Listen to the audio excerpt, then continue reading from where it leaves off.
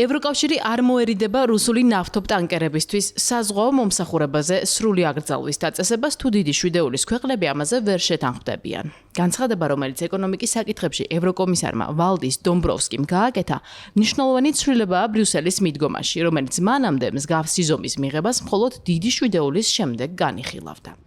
ეს არ წარმოადგენს აბსოლუტურ წინაპირობას, მაგრამ რაც უფრო მაღალ დონეზე იქნება მიღებული ეს გადაწყვეტილება, დიდი შვიდეულის დონეზე მით უკეთესი, მაგრამ თუ უფრო ფართო შეთანხმება ვერ მოხერხდა, ჩვენ არ მოვერიდებით გადავდგათ ნაბიჯები ევროკავშირის დონეზე. თუ საზღვაო მომსახურებაზე სრული აკრძალვა მართლაც ამოქმედდა, ევროკავშირის მასშტაბით და ბრიუსელის იურისდიქციის ქვეშ ავტომატურად გაუქმდება რუსული ნავთობის ფაზზე დაწესებული ზღვარი, რომელიც ზიდმა შვიდეულმა 2022 წელს აამოქმედა. ეს იმიტომ, რომ ბლოკში მყოფ ყველა ევროპულ კომპანიას აეგრძალება რუსული ტანკერების მომსახურება, მიუხედავად იმ ფასისა, რომელიც ურალის ტიპის რუსულ ნავთობზე მათ ჰქონდათ დაწესებული. ჯერ უცნობია დიდი შვიდეულის რამდენ ქვეყანას აქვს მსგავსი ზომის მიღებისა და რუსულ ნავთობზე ზედა ზღვრის გაუქმების ნება. თუმცა ევროკავშირი ამ მიმართულებით პარტნიორებთან მუშაობას გააგრძელებს. მანამდე კი ევროკომისია რუსეთის წინააღმდეგ ახალი სასანქციო პაკეტის მიღებაზეა ფოკუსირებული, რომლის მიღებაც 24 თებერვლისთვის, ანუ ომის 4 წლის თავისთვის სურთ. ბლოკში იმ მხარდაჭერაზე საუბრობენ, რომელიც უკრაინაში ევროპიდან გაიგზავნება.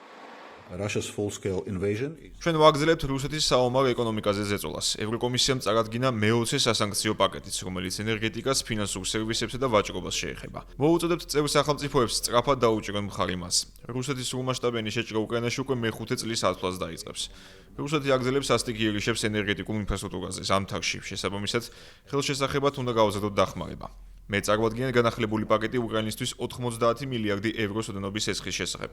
ახალი პროგრამა განხილული იქნება IMF-ის მოახლოებულ შეხვედრაზეც. დრო არ იცდის, ამიტომ საკანონმდებლო პროცესები მომდევნო კვირისთვის უნდა დავასრულოთ.